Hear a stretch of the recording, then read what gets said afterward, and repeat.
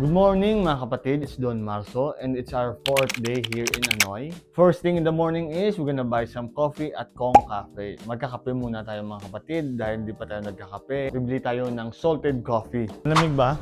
Malamig no? Yung temperature ngayon dito is 17 degrees. It's 14. 14 pala yung temperature dito. Medyo foggy dito ngayon sa my old quarter. Magkakape ka ba? No, don't want. Anong gusto mo? Anong gusto mo ngayon? Maybe a hot chocolate. Hot chocolate, okay. So malapit na tayo sa may Kong Cafe. Ito na yung Kong Cafe mga kapatid, oh. This one, right? Yes, this one. At Tisohong mo. 114,000. 114,000 cream coffee. Tatanungin natin kung magkano ito. How much is that? This one? Yes. 70,000. 70,000. How about the salted cream, how much? 65. 65. How many pieces is that? 12 12. sticks? Okay, thank you. Pakyat na tayo. Ari mas nami ga. Wow, ito mas maganda kapatid. Diba? Maganda oh. Dito lang tayo upo. Salted coffee in the morning mga kapatid. So mamayang hapon, itry ko naman yung coconut coffee nila. Iba talaga kapag dito mo mabibili yung coffee. Mafe-feel mo yung authenticity, mafe-feel mo yung creativity. Saka hindi puro replika lang eh. Mga high blood yung mga tao dito mga kapatid.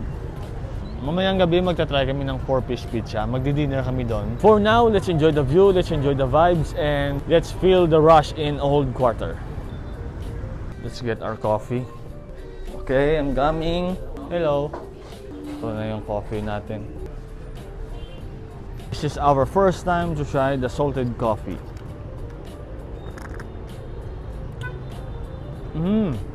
Let's try the cream. Try mo. Sarap. Diba masarap? Talagang legit mga kapatid, masarap. Try natin i-mix. Wow. Small lang yung kinuha natin kasi baka hindi masarap. Sayang naman. Ang purpose na naman is to try eh. Oh wow. Legit na masarap mga kapatid. Try ninyo yung salted coffee ng Kong Cafe. Talagang hindi kayo magsisisi. Promise talaga masarap. Legit na legit masarap. Wow. Try mo. Diba? Oh, di ba? Di ba masarap? Creamy. Di ba masarap? This is a must try here in Hanoi. Actually, hindi naman sa ano ito eh. Meron tong sa Ho Chi Minh City o Saigon, meron to eh. So, tapos na tayong mag-coffee mga kapatid. Yan pala yung Note Coffee na sinasabi nila. Okay. Crossing the road is always a chaos here in Vietnam. Where's the roti? Oh, yeah, let me check the Google. King Roti, where are you, King Roti? Dun?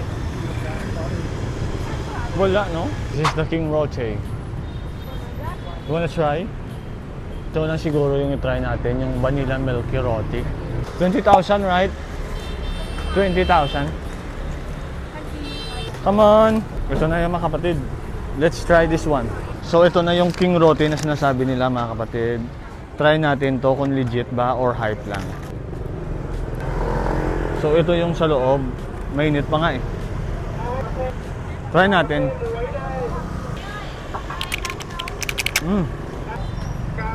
Pero crispy yung sa labas. Crispy ito. Maraming bumibili kasi gusto nilang i-try kung masarap pa talaga ito. Patry natin kay Baba Labs. Diba? Parang Spanish bread. But crispy. Pero masarap. Sarap. King Roti. Masarap siya. Parang Spanish bread, no? Especially yung labas. Parang crispy, parang may nilalagay sila na toppings para maging crispy. Doughy, hindi siya doughy eh. Basta, pero masarap talaga. Try nyo, 20,000 dong lang naman eh. Murang-mura. Nandito na kami sa may Ho Chi Minh Mausoleum. Lakad-lakad na lang at saka picture-picture, no? Reserve. Mga kapatid, mapapicture muna ako ah. Sa ngayon, pupunta naman kami ng One Pillar Pagoda. Lakarin lang natin kasi nasa likod lang naman doon eh. Punta naman kami ng Imperial Citadel. So we took a grab. Magla-lunch kami ng pho sa may Pho Hoi Hoi. Kasi miss na namin mag-pho eh. Nag-pho kami nung first day namin dito nung Sunday. Dito pala yung entrance oh. Kain tayo ng pho mga kapatid. Here at Pho Hoi Hoi, magla-lunch tayo. Hello. Magla-lunch tayo doon sa may Pho Hoi Hoi. So kaya tayo mga kapatid. Pwede pala kumain. So saan tayo? O dito. So 2. 2 number 2. 2 number 2. 2. Bata 2. Pagkatapos natin kumain, baka pupunta tayo ng Train Street, bibili tayo ng smoothie, tambay-tambay, pampalipas ng oras, hintayin natin yung train na dadaan. Kasi gusto ko yung gusto ko yung experience na yun eh. Na yung train dadaan sa'yo, diba? Ayaw niya eh. Kaso gusto ko, ako yung boss dito eh. Ako yung masusunod eh. Tignan mo na sa akin yung pera ko, 20,000 doon. Yung 20,000 na ito, bibili natin ng roti ito mamaya. Masarap. Try naman natin yung coffee flavored na roti. Nandito na yung order natin. Ito na yung pho natin. Lunch po tayo ng pho.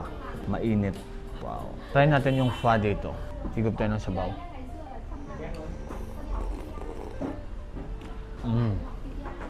Masarap ah.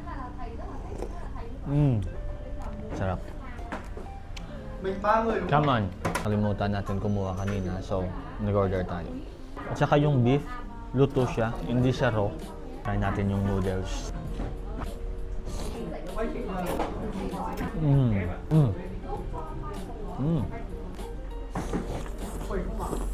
Sarap nga mga kapatid.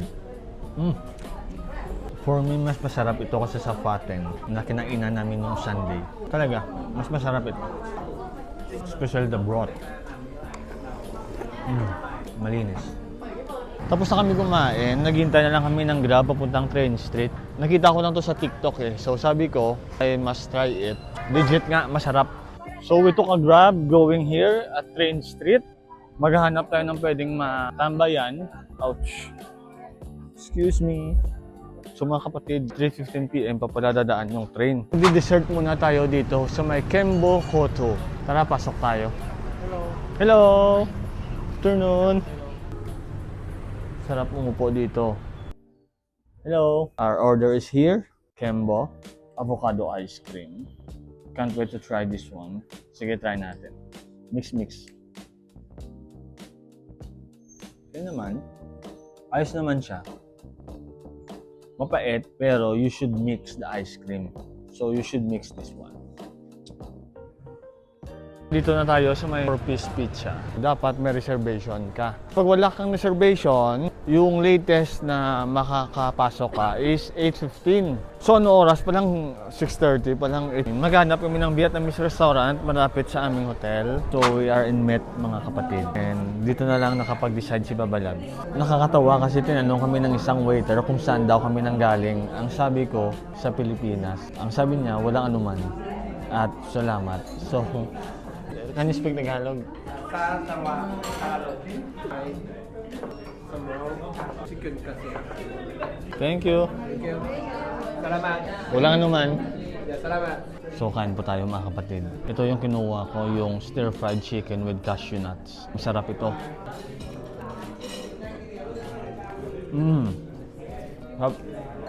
Stir-fried noodles with tofu. Nakaka-healthy dito kasi maraming vegetables. Nakaka-healthy talaga. So, let's try their stir-fried noodle. Kung masarap ba? Yes. Sarap nga. Yan yung tofu. Sarap ba? Ito talaga yung masarap, yung sauce. Kapag pumunta kayo dito, kumain kayo sa Met. At saka ito yung orderin nyo, yung stir-fried chicken with cashew nuts. Ito naman yung fried rice nila. Egg fried rice. Masarap din to. Busog ka na? Yeah. Parang di mo na mauubos ah. It's really delicious. Tapos na kami kumain mga kapatid. Yung bill namin is 535K. So around 1,200 pesos. Murang-muran ha, pero hindi ka magsisisi kasi ang sobrang sarap. I recommend you mga kapatid to try Met Restaurant kapag pumunta kayo dito sa may Hanoi kasi hindi kayo magsisisi. Pupunta kami ng 7-Eleven kasi bibili kami ng tubig at saka magpapahinga na. See you naman bukas mga kapatid. Okay?